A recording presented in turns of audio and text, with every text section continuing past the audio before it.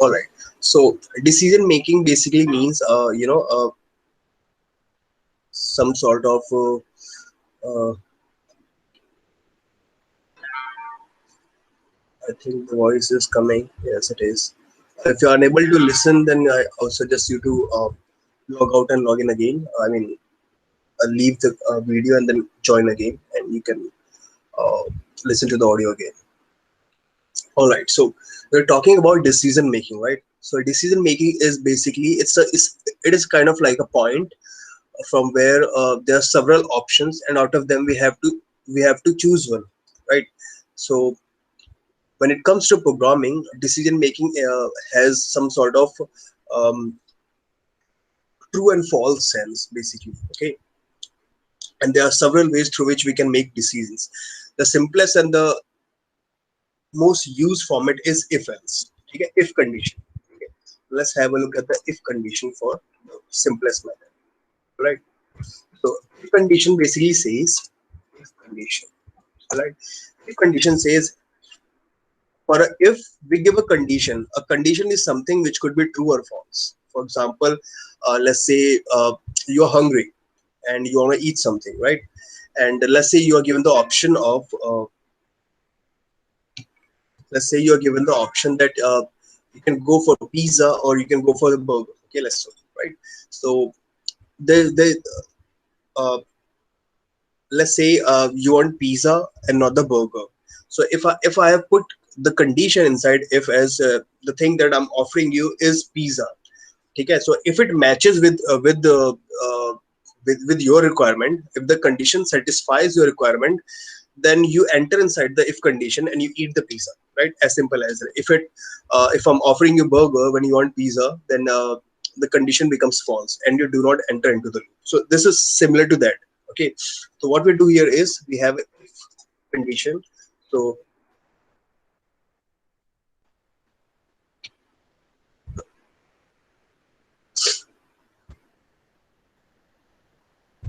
all right, I guess you all are able to see the screen again now. All right, so we have a if condition here, and we have a if statement here first. Okay, inside this we have to give a condition. A condition could be true or false. It can never be an ambiguous. Okay, it will either be true or false. It cannot be both at the same time. All right. All right. So I'm going to give it some condition. Let's say the options are x is equals to pizza and y is equals to burger. All right. So let us assume for now that you wanna go with you wanna eat pizza and not burger. So if my condition says if x, okay, is equals to what you want to eat. What you want to eat is pizza. ठीक है. If x is equals to pizza, then अगर ये condition true हो जाती है, if के बाद जो कुछ भी यहाँ से यहाँ तक लिखा है, ये क्या है, मेरा कंडीशन है. अगर ये कंडीशन ट्रू हो जाती है, तो कुछ पर्टिकुलर काम करो. ठीक है, कुछ पर्टिकुलर काम करो. उस काम के और जो हम काम बता रहे हैं करने के लिए, वो इस कॉलन के बाद शुरू होगा. कॉलन का मतलब बेसिकली है कि ये जो स्टेटमेंट लिखा हुआ है, अगर ये ट्रू हो जाए, ठीक है, इसमें जो कंडीशन लिखा हुआ है, अगर वो कंडीशन ट्रू हो जाए, तो इस सर ब्लॉक के अंदर आ जाओ और जो भी इस ब्लॉक के अंदर है वो करो. Yes. Sir screen sir show नहीं हो स्क्रीन रही है. शो नहीं हो रही. Okay, I will show you again. Okay, are you guys able to see the screen now? Yes sir.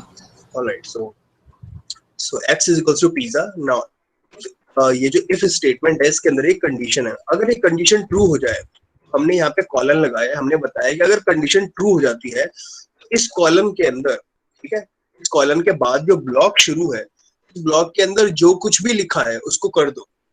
ठीक है. For example what you can say is let's suppose print I pizza.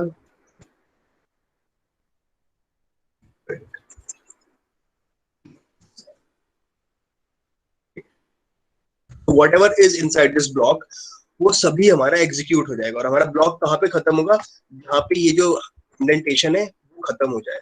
तब तक ये indentation चलेगा, तब तक वो इस ब्लॉक का हिस्सा है. जहाँ पे वो इंडेंटेशन खत्म हो गया, जैसे यहाँ पे खत्म हो गया, यहाँ पे मैंने लिख दिया कुछ और print statement. end of indentation and the block, right? तो जब तक ये इंडेंटेशन चल रहा था, देखो इस लाइन में था, इस लाइन में था, इस लाइन में नहीं था, तो इसका मतलब ये है कि इफ ब्लॉक का जो कंडीशन के बाद जो मेरा ब्लॉक है वो इन दोनों लाइन तक था। जब तक कि ये कंडीशन मेरी ट्रू है तब तक इस ब्लॉक के अंदर जो कुछ भी है सबको एग्जीक्यूट कर दो। लेकिन अगर ये कंडीशन ट्रू नहीं है, ठीक है, अगर ये जो कंडीशन है ये ट्रू नहीं है, तो फिर इस ब्लॉक के अंदर जो कुछ भी लिखा है उसको इग्नोर कर दो और अगला लाइन वो एग्जीक्यूट करो जो कि जिसमें कोई इंडेंटेशन ना हो। जैसे इस लाइन में कोई भी इंडेंटेशन नहीं है, तो फिर इसके बाद वो इस लाइन को पार्स करेगा, फिर इस लाइन को पार्स करेगा और इसके बाद आगे बढ़ जाएगा, एग्जीक्यूट करेगा पार्स में। ठीक है, ये पॉइंट क्लियर है सभी को? Is this point clear to every person? Yes, sir. You can leave your comment in the comment box, yes, no, something. All right, ठीक है। So this was if condition, ठीक है। अब इस if condition के साथ प्रॉब्लम क्या है कि इसमें सिर्फ हम एक ही कंडीशन बता सकते, आई मीन सिर्फ एक ही चीज को टेस्ट करते हैं, ठीक है। एक्स हमारा पिज्जा या फिर मतलब मल्टीपल कंडीशंस भी हो सकते हैं, लेकिन सिर्फ एक ही चीज है जो हम एग्जीक्यूट कर सकते हैं। अब अगर हमें चाहिए हो कि अगर ये काम है तो ये करो, नहीं तो कुछ और काम हमने डिसाइड किया, जैसे कि अगर आपने एग्जाम दिया है तो आपका ग्रेड कैलकुलेट करो और फिर उसको आउटपुट में दे दो। अगर आपने एग्जाम नहीं दिया है तो सीधा फेल लिख दो, ठीक है। अगर मुझे ऐसे करना है तो for example what I can do is, let's suppose मेरे पास एक वेरिएबल है z is equals to, let's suppose कि ये ट्रू या फॉल्स है, ठीक है। This is the boolean data, ठीक है। ट्रू और फॉल्स क्या होता है, हमारा बूलियन डेटा टाइप होता है, ठीक है। सो z इक्वल्स टू ट्रू हो गया, मैंने z की को वैल्यू दिया हुआ है ट्रू, और t हमेशा कैपिटल से होगा और फॉल्स का f कैपिटल से होगा बूलियन के लिए, ऑलराइट। तो अभी मैंने क्या बोला कि अगर बच्चे ने एग्जाम दिया है तो ट्रू कर दो z को, अदरवाइज फॉल्स कर दो। अब मैंने इस चीज को टेस्ट भी किया, ठीक है। इफ z, मैंने यहाँ पे या तो मैं ऐसे कर सकता हूँ z is equal to true, ठीक है, या फिर मैं सिर्फ z भी छोड़ सकता था, इट्स अप टू मी, ठीक है। If z is equal to true, अगर z मेरा ट्रू है तो क्या कर दो, कुछ आप क्या करोगे, कैलकुलेट करोगे, right. Calculate the grade on the basis of marks obtained in the exam, all right। ऐसा कर दो, यहाँ पे मेरा ब्लॉक खत्म हो गया, ठीक है। एल्स क्या कर दो, एल्स में कोई कंडीशन बताने की जरूरत नहीं होती, क्योंकि एल्स का मतलब ये है कि अगर ये कंडीशन फॉल्स होता है तो बाकी कोई जितनी कंडीशन है वो सारी मेरे एल्स में आ गई, ठीक है। तो मैंने एल्स में क्या बोला, प्रिंट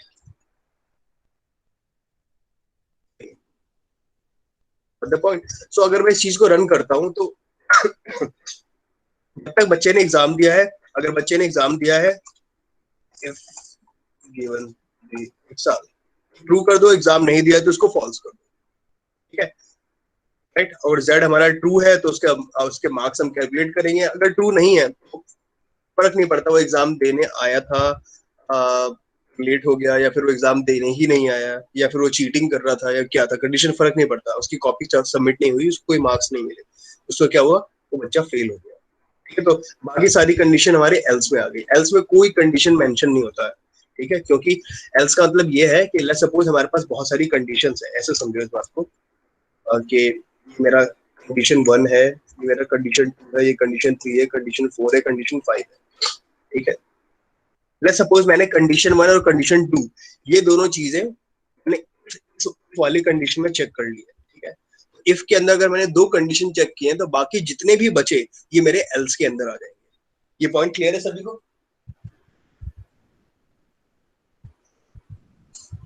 ठीक है। तो अब ये बात मैं आपको इसलिए बता रहा हूँ क्योंकि हमें हमेशा मालूम होना चाहिए कि कौन कौन सी कंडीशंस पॉसिबल हैं, कौन कौन सी प्रोबेबिलिटीज हैं इवेंट्स की होने की। जितने भी इवेंट्स हो सकते हैं वो सभी मेरे इफ एल्स के अंदर कवर होने चाहिए। अगर ऐसा नहीं होता है तो हम बग लीव कर रहे हैं अपने प्रोग्राम के अंदर, यानी हम कोई कंडीशन ऐसा लीव कर रहे हैं जो कि हो सकता है, अकर हो सकता है, पर हमने उसको कवर नहीं किया हुआ, तो कंप्यूटर विल नॉट नो कि मतलब क्या करना है उस कंडीशन के साथ। Alright, let's run this code and see what we get. Okay, I'm going to run this thing and I got the output. So पहली बार क्या था, x equals to pizza, y equals to burger, और जब हमने check किया तो x की value क्या थी, पिज्जा थी मेरा, ठीक है, मैच कर रहा था, तो ब्लॉक के अंदर आए और जो कुछ भी था उसको एग्जीक्यूट कर दिया, बाय पिज्जा ईट पिज्जा, ठीक है। उसके बाद ब्लॉक खत्म हुआ, end of indentation in the block, ठीक है। इसके बाद हमने इसमें चेक किया, अगर ट्रू है तो मतलब क्या नाम है, कैलकुलेट कर दो ग्रेड, फॉल्स है फेल कर दो। तो z की वैल्यू ट्रू थी तो उसने कैलकुलेट किया, और अगर z की वैल्यू में फॉल्स कर दूं, z is equals to false, ठीक है, तो क्या होगा, फेल प्रिंट कर देगा directly, right. So this was if and else, ठीक है, पहले हमने इफ पढ़ा और फिर हमने पढ़ा इफ एल्स, ओके। सेकंड हमारा इफ एल्स, ऑलराइट। अभी तीसरा तरीका क्या हो सकता है कि हम मल्टीपल इफ का इस्तेमाल कर सकते हैं। लेट्स सपोज कि मेरे पास दो से ज्यादा कंडीशन है, फेल और पास। यहाँ तो दो ही कंडीशन थी हमारे पास कि या तो फेल हो गया या पास होगा, ठीक है, पास में ग्रेड कितने भी हो सकते हैं, राइट। लेट्स सपोज अब मेरे पास कंडीशन है कि मुझे ग्रेड्स भी बताने हैं, पास का ग्रेड एफ देना है, बाकी का A plus A, B plus B, C plus C, D plus D और एफ। लेट्स सपोज ये मुझे ग्रेड्स देने हैं, और लेट्स सपोज डिवीजन कुछ ऐसा है कि अगर बच्चे के मार्क्स 90 से 100 तक है, ठीक है, तो उसको दे दो, ठीक है, ठीक है, 90 से लेकर के 100 तक, तो 90 इंक्लूडेड नहीं है, ठीक है, 90 इंक्लूडेड नहीं है। अगर आपने स्कूल के मैथमेटिक्स याद करो तो इस वाले ब्रैकेट का मतलब होता है, पैरेंथेसिस का मतलब होता है कि 90 इंक्लूडेड नहीं है, राइट। इसका मतलब होता है कि वो इंक्लूडेड है, ठीक है। 90, या फिर इसको ऐसे समझ लो कि सिंप्लिसिटी रखने के लिए 91 से लेके 100 ए है, लेट्स सपोज, ठीक है, और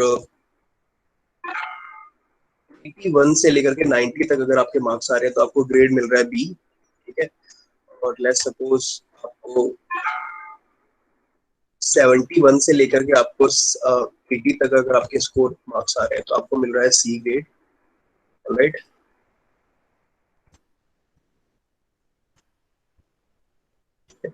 और इसी तरीके से अगर आपको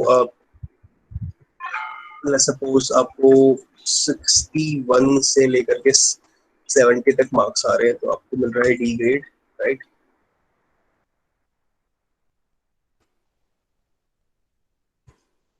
और लेट्स सपोज 60 से नीचे, 40 से 60 के बाद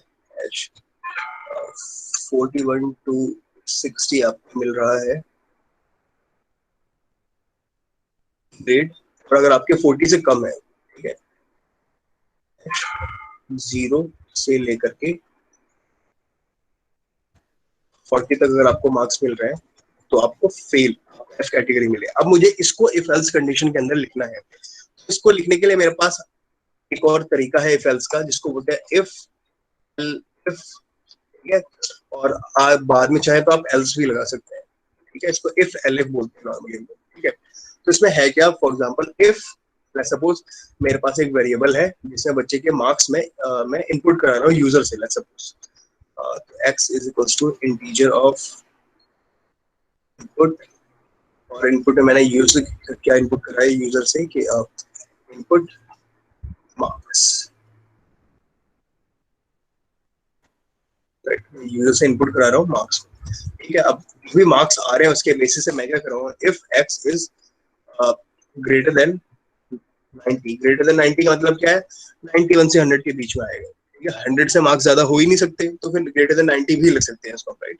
अगर मेरे x की मार्क्स 90 से ज्यादा है तो मैं क्या करूँ, प्रिंट कर दूं कौन सा ग्रेड, ग्रेड ए, ग्रेड। ठीक है, यहाँ पे मेरा कंडीशन खत्म, ठीक है। अब मैं क्या चाहता हूँ कि अगर 90 से ऊपर ना हो तो एल इफ में आ जाते हैं, ठीक है। एल इफ में क्या है, कंडीशन मेंशन करना पड़ेगा मैं एल इफ के अंदर, अगर x की वैल्यू, ठीक है, if x is greater than 80 and, ठीक है, एंड लेस देन कितना,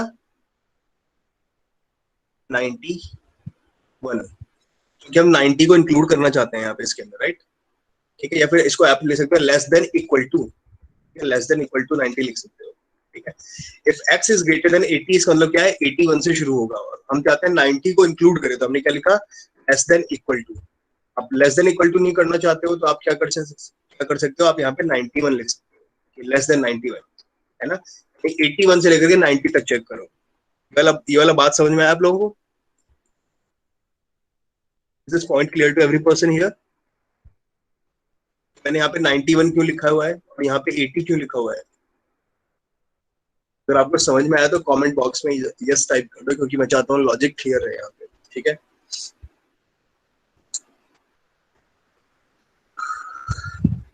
सर x का वैल्यू 80 से लेस देन होगी और नहीं नहीं x इज ग्रेटर देन 80, ठीक है। हाँ x की तरफ इसका फेस खुला हुआ था। x इज, अगर x 80 से बड़ा है, यानी कि 81 है या 82 है या 83, 84, 85, 86, 87 से लेके 80 से लेके 100 तक कंडीशन अगर है आपका, तो ये वाला कंडीशन ट्रू हो गया, ठीक है। लेकिन इसके साथ में एक और कंडीशन लगा हुआ है कि लेस देन 91 होना चाहिए, यानी कि 80 से तो बड़ा हो लेकिन 91 से छोटा हो, यानी 81 से लेके 90 तक। ऑलराइट, इसके अंदर भी मुझे कोई कंडीशन लिखना पड़ेगा, राइट। इसके अंदर लेट्स सपोज मैंने कंडीशन लिख दिया, let's suppose I wrote the condition side it as print, condition के बाद यहाँ पे ग्रेड बी है, राइट, ग्रेड बी। अभी इसको रन करके देखते हैं कि काम करता भी है। यहाँ पे x लिखना भूल गया। Alright, so I have to give a user based input here, right? So let's suppose I given the input 82, तो इसको कितने मार्क्स मिले? Grade B. क्यों? क्योंकि 80 से बड़ा है और 90 से कम है, कम 91 से कम है, राइट। हाँ। तो इसी तरीके से हम बाकी के लिए भी कंडीशन लिख सकते हैं। एल इफ अगर x की वैल्यू आपका 70 से बड़ा हो 70 and x is less than 61 81। Alright, अगर ऐसा है तो आप कौन सा ग्रेड दे दो, आप उसको ग्रेड सी दे दो, राइट। Yes sir.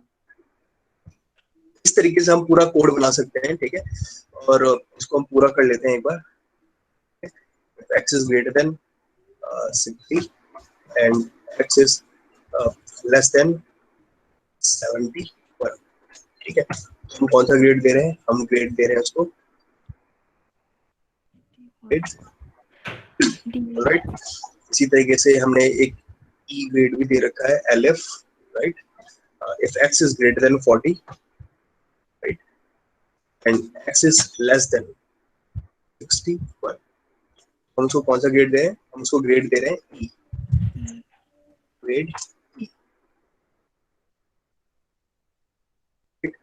उसके बाद हमने कुछ कर दिया।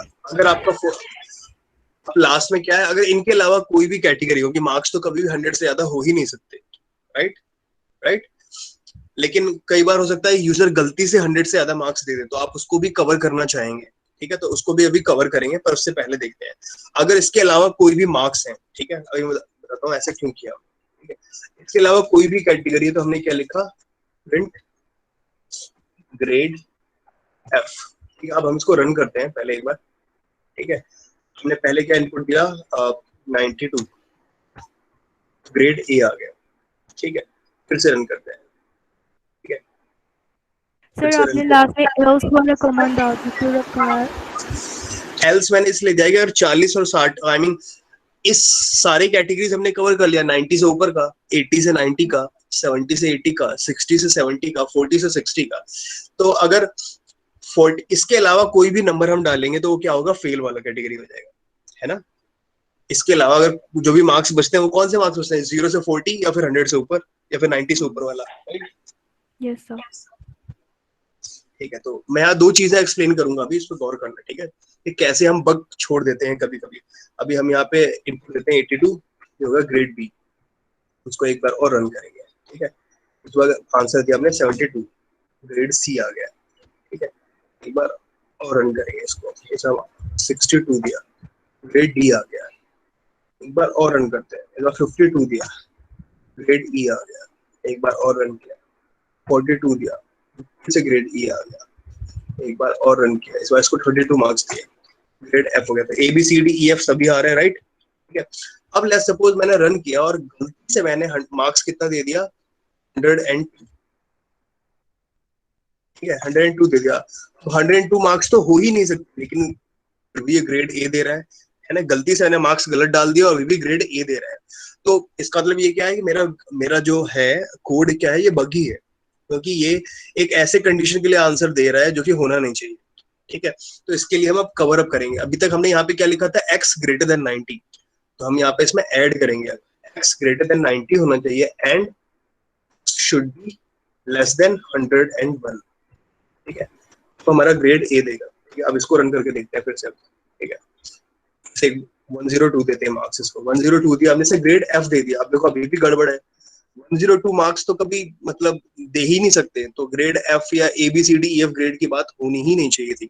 इसका मतलब क्या है कि इस कोड में हमारा एक और कैटेगरी होना चाहिए। ठीक है, एक और कैटेगरी होना चाहिए। ठीक है, तो हम क्या करेंगे, यहाँ पे एल्स वाली कंडीशन को हम क्या कर देंगे, इसको एल इफ कर देंगे। ठीक है, एल इफ एक्स की वैल्यू अगर 0 से बड़ा हो एंड एक्स की वैल्यू 41 से कम। ठीक है, राइट। ठीक है, तो इसको करते हैं। ठीक है, फिर से 102 मार्क्स देता हूँ मैं। ठीक है, देखते हैं क्या होता है। 102 मार्क्स दिया, कुछ भी नहीं हुआ। कुछ तो होना चाहिए था ना, मैंने 102 मार्क्स दिया, कोई भी ग्रेड नहीं मिला मुझे।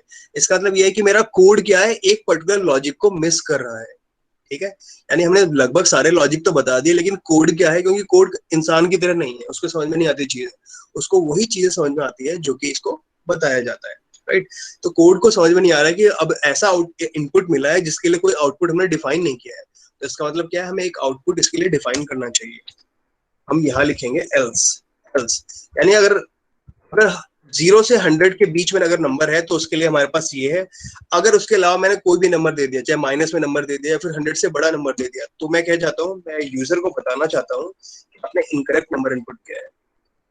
You have entered invalid marks.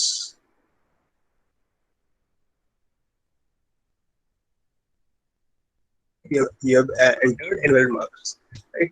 User को बताना चाहता हूँ कि अगर आपने 102 मार्क्स दिए हैं तो गलत है। राइट, मैंने क्या किया, यहाँ पे मैंने यूजर को मार्क्स दिया फिर से 102। तो देखो 102 लिखने में उसने बताया कि आपने इनवैलिड मार्क्स दिए हैं। अब आप 92 लिखोगे तो ग्रेड ए आएगा, 82 लिखोगे तो बी आएगा, 72 लिखोगे तो सी आएगा, 62 लिखोगे तो डी आएगा, 42 52 लिखोगे तो ई आएगा। उस 0 से 40 के बीच में कोई भी नंबर दोगे तो एफ आएगा। उसके अलावा कोई भी नंबर दोगे, चाहे आप इसको फिर से रन करो, सपोज आपने गलती से -92 कर दिया उसको, ठीक है, you have entered invalid marks. ठीक है, तो इस तरीके से हम इफ एल्स कंडीशन जब भी लगाते हैं तो हमें गौर करना होता है कि कोई ऐसी कंडीशन ना हो जो मिस हो जाए।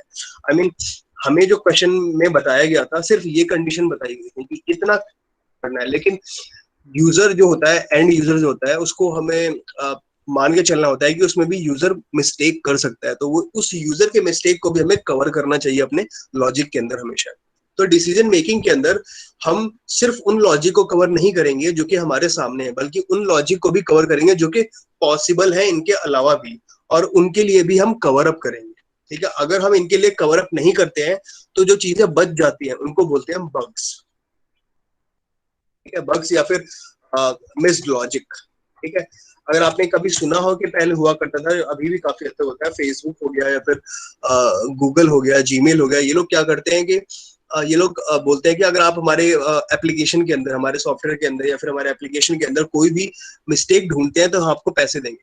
ठीक है, आप हमारा मिस्टेक ढूंढो। तो वो क्या करते हैं, यूजर लोग क्या ढूंढते हैं, जो भी मतलब जो हैकर्स हैं या फिर जो भी लोग इनका बग ढूंढने की कोशिश करते हैं, वो क्या करते हैं, बग्स ढूंढते हैं, या फिर ऐसा कोई लॉजिक तो नहीं है जो कि यूजर मिस कर गया हो, आई मीन प्रोग्रामर मिस कर गया हो। ठीक है, तो वो ऐसी ही चीजों को ढूंढते हैं। राइट, और ऐसी चीजों का गलत फायदा उठाने की कोशिश करते हैं वो लोग, जिसके थ्रू हमें मालूम पड़ता है अच्छा ये भी चीज होना चाहिए था, यहाँ से गड़बड़ हो सकता है, यहाँ से फायदा उठाया जा सकता है, या फिर कोई ये ऐसी चीज है जो कि सही नहीं है, या फिर यहाँ पे अनडिफाइंड कुछ छोड़ दिया है जैसे हमने यहाँ पे छोड़ दिया था। राइट, तो इन सब चीजों को कवर अप करना लॉजिक के अंदर बहुत जरूरी होता है। तो जब हम इफ एल्स जैसे कंडीशन का इस्तेमाल करेंगे तो हम सारे कंडीशन को सोचने की कोशिश करेंगे। ठीक है, सभी कंडीशन जो पॉसिबल है हमारे पास। ऑलराइट, ये बात क्लियर है सभी को?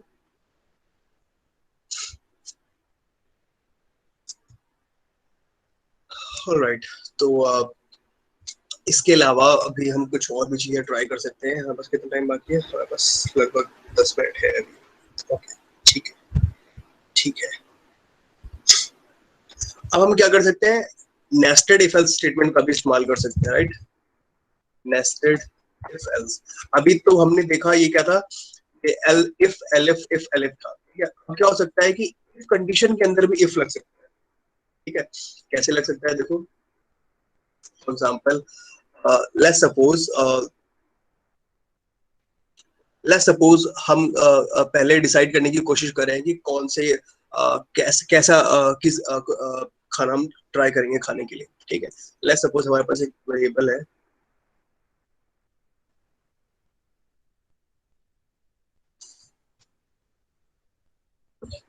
सिंपल रखते हैं चीजों को जो सब समझ पाए। लेट्स सपोज मैंने एक वेरिएबल लिया हुआ है फूड टाइप, ठीक है। सपोज इसको मैंने लिखा हुआ है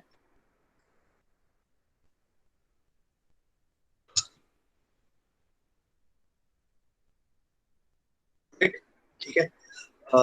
उसके बाद या फिर आप और भी सिंपल रखो जिससे आप सभी रिलेट कर सको, इटालियन, राइट। कौन बताएगा इटालियन फूड का नाम, कौन बताएगा? पास्ता सुना है सभी लोगों ने, और कोई इटालियन फूड का नाम बताओ, पास्ता से रिलेटेड है, मैक्रोनी। सपोज ये दो फूड है हमारे पास, ठीक है। लेट्स सपोज अब मैंने क्या कंडीशन लगाया है कि मैं पहले फूड का टाइप चेक करना चाहता हूँ, ठीक है। इफ फूड टाइप, ठीक है, is equals to let's suppose ये इटालियन के लिए ही कंडीशन है, इटालियन, ठीक है। अगर इटालियन लेट्स सपोज पहले हम डिसाइड करते हैं ना कि हम किस तरह का चीज ट्राई करना चाहते हैं, कॉन्टिनेंटल ट्राई करना चाहते हैं या फिर चाइनीज ट्राई करना चाहते हैं, इटालियन ट्राई करना चाहते हैं, क्या ट्राई करना चाहते हैं, राइट। पहले हम ये डिसाइड करते हैं, उसके बाद हम डिसाइड करते हैं यू नो चाइनीज ट्राई करें तो we can try chowmein, we can try this और that and all those things, right. तो पहले हमने एक कुजीन डिसाइड किया, उसके बाद हमने क्या किया, हमने डिसाइड किया फूड कौन सा खाएंगे, राइट। कि फूड इज इक्वल्स टू हमने कंडीशन लगा दिया कि अगर इटालियन है तो सपोज अगर पास्ता है, ठीक है, हम पास्ता ट्राई कर सकते हैं, ठीक है। अगर मेरा चॉइस पास्ता है तो उसके अंदर कुछ कर दो पर्टिकुलर, राइट। जैसे यहाँ पे कॉलम लगा दिया, राइट, अब प्रिंट कर दिया, राइट, ठीक है। यहाँ पे भी एल्स कंडीशन लगा सकते हैं, अगर पास्ता नहीं है तो हमारे पास दूसरा ऑप्शन क्या है, सपोज सेकंड फेवरेट जो है मैक्रोनी। इसी तरीके से अगर फूड इटालियन नहीं है तो लेट्स सपोज अगर मैं मुझे इटालियन नहीं खाना होता तो मेरा दूसरा मूड क्या होता है, तो दूसरा मूड होता है चाइनीज,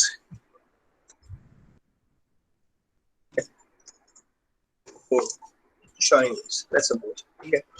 चाइनीज के लिए जाना है, अगर चाइनीज के लिए जाना है तो उसमें फूड इसमें भी डिसाइड करना होगा मेरा, if food is equals to chowmein, ठीक है। अगर फूड चाउमीन है, ठीक है, और ये अवेलेबल भी है तो इसके अंदर हमने कुछ प्रिंट कर दिया सिंपल, अगर चाउमीन अवेलेबल है, चाउमीन अवेलेबल नहीं है तो let's suppose I can given some other condition, right. Sorry, alright, sorry. So else chowmein के अलावा लेट्स सपोज कुछ और ट्राई करना चाहा मैंने, जैसे कि एग रोल ट्राई कर लिया, right. You can try anything, मैंने यहाँ पे प्रिंट कर दिया। कंडीशंस हैं जो मैं लगा सकता हूँ, इफ के अंदर भी इफ लगा सकता हूँ, एल्स के अंदर भी इफ एल्स लगा सकता हूँ, कहीं पे भी ये नेस्टेड भी कर सकता हूँ इन चीजों को, right. This is what I am trying to say, right.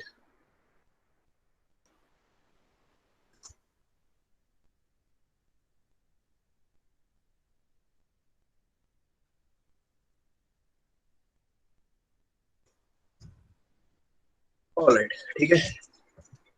तो आप इफ एल्स के अंदर भी लगा सकते हो, जहां पे आपको जरूरत हो, जहां पे आपको लगता है कि आपको डिसीजन मेकिंग करनी है, आप वहां पे इफ एल्स कंडीशन का इस्तेमाल कर सकते हैं आराम से। और याद रखें कि इफ एल्स कंडीशन में हमेशा सब कुछ कुछ भी होता है वो क्लियर होता है, कभी भी ऐसा एम्बाइगस कुछ नहीं होता कि ना ट्रू मालूम पड़ रहा है ना फॉल्स मालूम पड़ रहा है, कभी ऐसा नहीं होगा। हमेशा यहाँ जो भी कंडीशन आप डालोगे ये ऐसे डालोगे कि या तो ट्रू होगा या फॉल्स होगा, ठीक है। या तो ट्रू होगा या फॉल्स होगा, कुछ भी इन बिटवीन कभी नहीं हो सकता, ठीक है। तो आपको कंडीशंस बहुत सोच समझ के सिलेक्ट करनी है अपनी, ठीक है। तो मैं चाहूंगा कि इफ एल्स कंडीशन के बेसिस पे आप कोई भी डिसीजन मेकिंग कुछ टॉपिक उठाएं, भी क्वेश्चन उठाए और आज घर जाके इफ एल्स कंडीशन के ऊपर प्रैक्टिस करें, ठीक है? क्योंकि इस इफ एल्स का हद से ज्यादा इस्तेमाल हो रहा है। जब भी डिसीजन मेकिंग होगा इसका इस्तेमाल होगा, जब भी डिसीजन मेकिंग होगा इसका इस्तेमाल होगा।